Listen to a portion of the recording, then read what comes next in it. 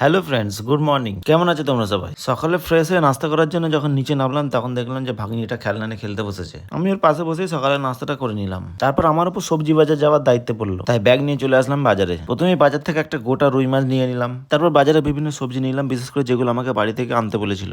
বাজারের কাজ মিটিয়ে বেলা 12টার সময় চলে গেলাম ডেন্টিস্টের কাছে, কারণ আমার দাঁতের আরসিটিটা কমপ্লিট হতে এখনো বাকি আছে। বাড়ি ফিরে এসে আমার সাইন এসপি বাইকটা একটু ধুয়ে চকচকে করলাম, কারণ বাইকটা কয়েক সপ্তাহ ইউজ করা হয়নি, সেজন্য নোংরা হয়ে গিয়েছিল। ওটা ওয়াশিং কমপ্লিট হলে আমার এফজেডটা নিজেই চেন লুপ মেরে নিলাম। এত কিছু কাজ করার পর গরমে অনেক টায়ার্ড হয়ে গেছিলাম, তাই ম্যাডাম এক গ্লাস রুয়াবজা শরবত করে দিল। এই গরমে ঠান্ডা শরবত খেয়ে খুব ভালো লাগলো। বাড়িতে থাকলে বিকেলের দিকে একটু বাইরে বেরোয়, সেজন্য বাইক নিয়ে বেরিয়ে গেলাম বাজারের দিকে একটু চা খেতে। চা খেয়ে মাগরিবের আজান হলে মসজিদে গিয়ে নামাজটা পড়ে নিলাম। মসজিদের ডিজিটাল টাইম টেবিলের টেম্পারেচারটা দেখো 39 ডিগ্রি। সন্ধ্যাবেলা বাড়িতে বেগুনি ঝালমুড়ির টিফিন করে ওয়াইফকে নিয়ে বেরিয়েছিলাম একটু মার্কেটে। প্রথমে স্মার্ট মার্ট থেকে কিছু কেনাকাটা করলাম, তারপর গেলাম 99 স্টোরে। এখান থেকে আমার ভাগ্নিদের জন্য কিউট কিউট পার্টস নিলাম। তারপর রুমের জন্য ডোরম্যাট নিলাম। এছাড়াও ভাগনার জন্য এক্সারসাইজ বুক নিলাম, টর্চ লাইট, আরো টুকটাক জিনিস নিলাম। স্টোরে কালেকশন মোটামুটি ভালোই ছিল। কেনাকাটা কমপ্লিট করে রাত 9:30টার সময় আমরা বাড়ি ফিরে আসলাম। আজকে মিনি ব্লগ এখানে শেষ করলাম, দেখা হবে পরের ব্লগে। তোমরা সবাই ভালো থেকো আর অবশ্যই সাবস্ক্রাইব করে পাশে থেকো।